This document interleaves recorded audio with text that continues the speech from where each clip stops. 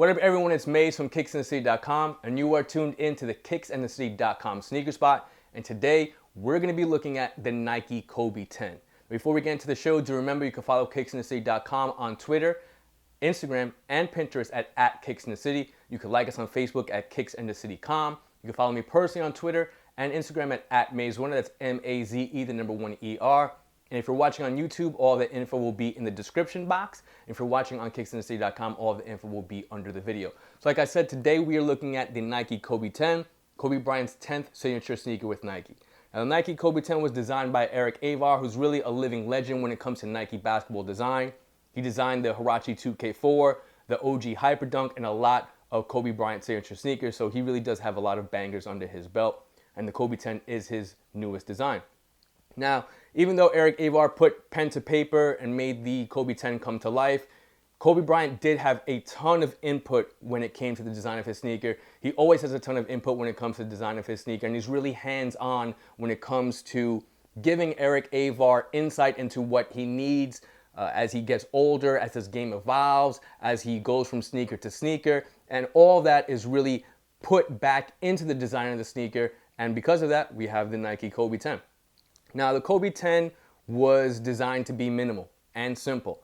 I know a lot of people, when the first images of the sneaker leaked onto the net, they were like, that's it? Yes, that's it, and that's by design. It was designed to be a performance powerhouse, and even though it is simple and minimal, it does have a really nice on-foot appeal. If you hit up my Instagram, I have a picture of it on foot. And I'm going to give you my insights into the sneaker in a little bit after we break down the design. I did hoop in it yesterday, so I'll give you a little bit of my input on it.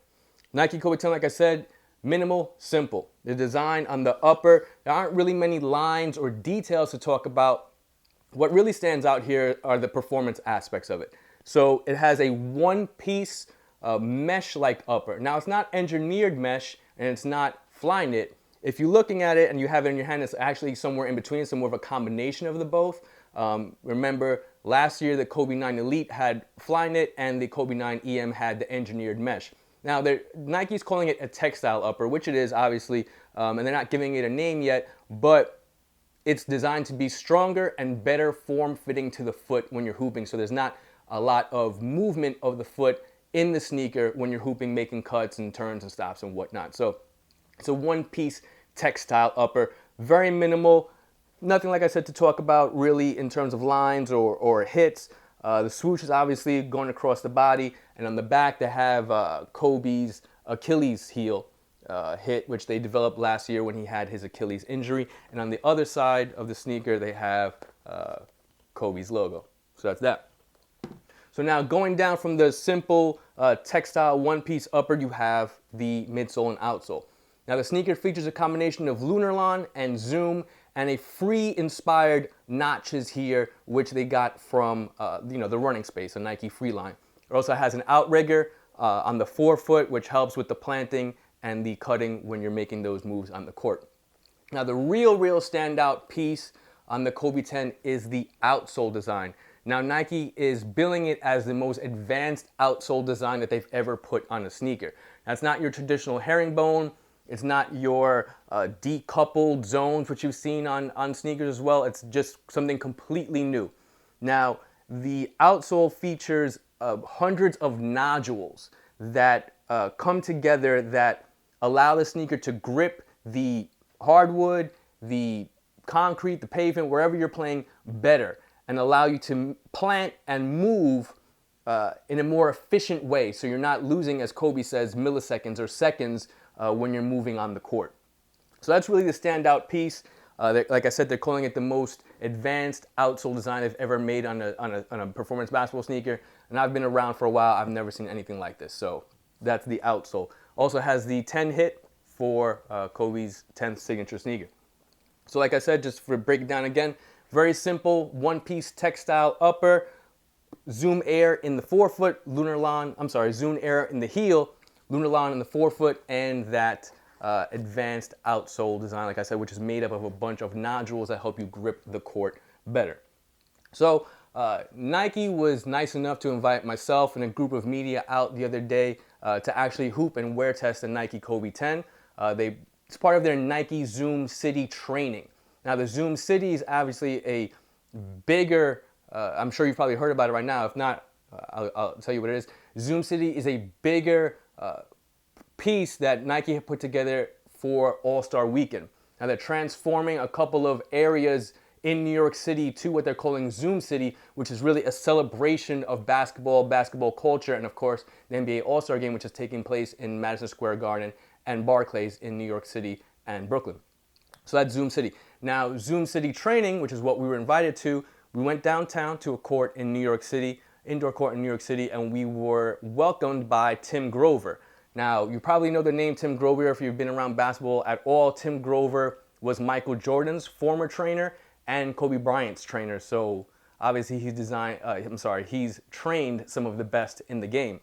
So he put us through a training workout. Now, obviously it was not as intense as a Michael Jordan or a Kobe Bryant workout, I'm sure, but it did give us a good idea of what those two icons of the game go through or went through on a training basis, and it was intense.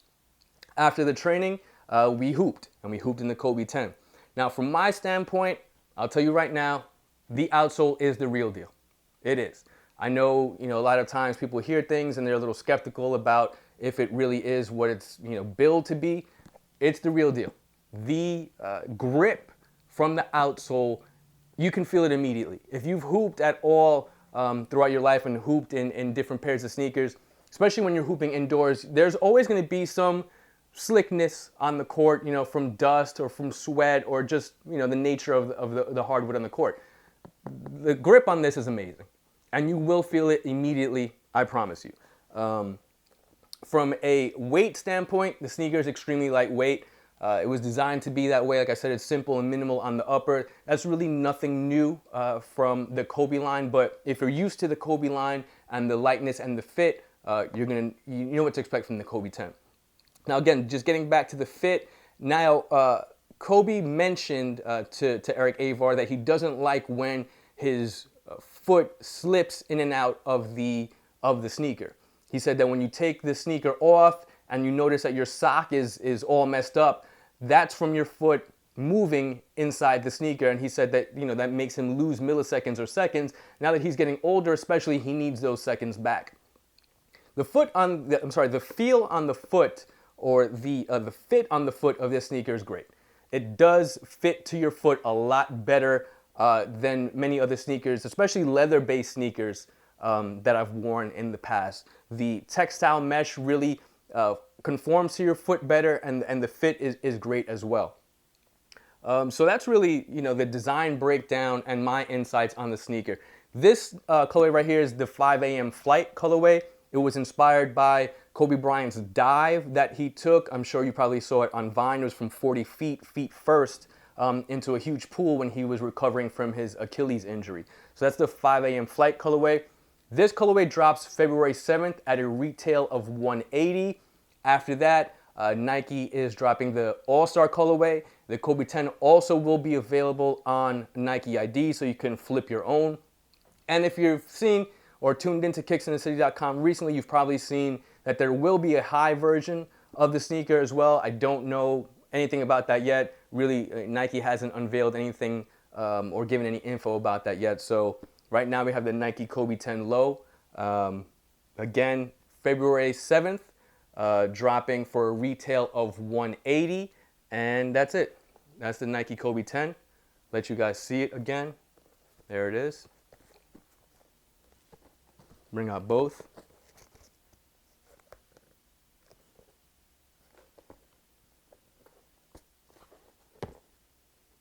And that is the Nike Kobe 10 5 a.m. Flight. Now, if you have any questions, go ahead and hit me in the comments here on YouTube, or you could hit me on Twitter. I'll answer anything that I can answer. And till next time, y'all. Peace.